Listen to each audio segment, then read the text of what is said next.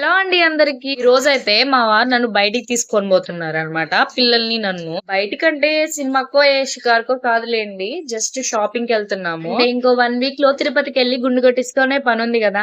అందుకే ఇప్పుడే షాపింగ్‌కెళ్ళి ఫస్ట్ గుండు కొట్టించుకుందామని వెళ్తున్నాము. అంటే మీకు సరిగ్గా అర్థమైనట్లేదు. అదే డబ్బులు అరగదీసేసుకుందామని అయితే వెళ్తున్నాము. వారు డ్రైవింగ్ చేసేటప్పుడు ఏంటో ఒక సీరియస్ ఫేస్ తోటుంటాడు. కనీసం సైడ్‌కి గూడా నవ్వలేడనమాట. మా ఆయనే ఇలా ఉంటాడా? లేకపోతే ప్రపంచంలో ఉన్న భర్తలందరూ ఇలానే ఉంటారా?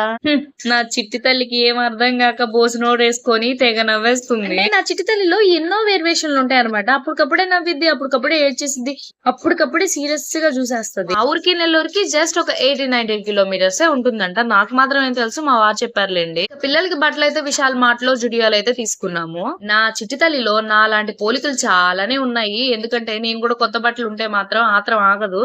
నేను ఫస్ట్ ఏసుకొని చూడాలి. అలాగే నా చిట్టి తల్లి గూడా ఫ్యాషన్ షో అయితే చేసింది.